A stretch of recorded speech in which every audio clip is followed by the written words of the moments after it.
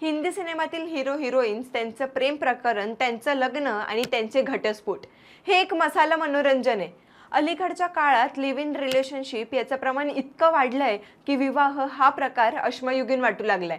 पण तुम्हाला माहिती आहे का, 80च्या दशकामध्ये असेच एक लिव्ह इन रिलेशनशिप प्रकरण झालं होतं. त्यात तर त्या अभिनेत्रीने आपल्या मुलीच्या दुसऱ्या वाढदिवसाच्या दिवशी लग्न केलं होतं. ऐकायला थोडंसं विचित्र वाटतं, पण हे खरंय. या अभिनेत्रीने मुलीला जन्म दिल्यानंतर तब्बल 2 वर्षांनी तिचा वाढदिवस आला. त्या दिवशी या अभिनेत्रीने लग्न केलं. यातील दोन्ही कलाकार तुमचे चांगलेच परिचयाचे आहेत. कोण होती अभिनेत्री आणि काय होता तो नेमका किस्सा, जाणून घेऊया. नमस्कार, कलाकृती मीडियामध्ये तुमचं स्वागत आहे.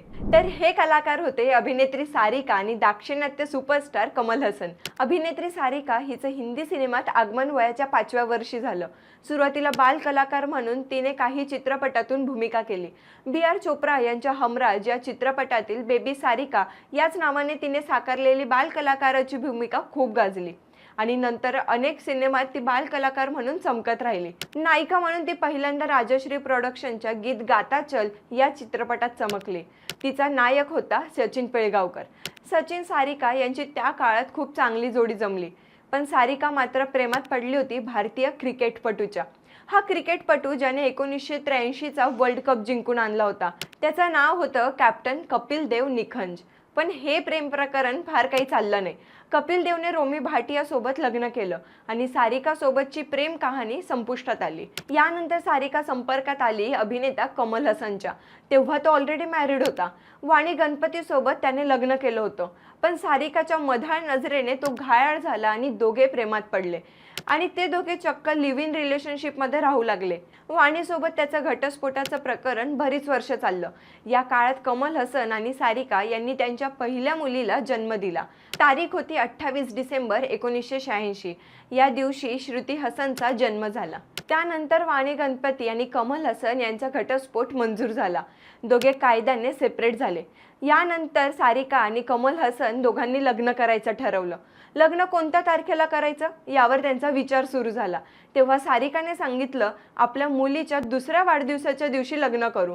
त्याप्रमाणे 28 डिसेंबर 1988 रोजी सारिका आणि कमल हसन यांचं लग्न झालं.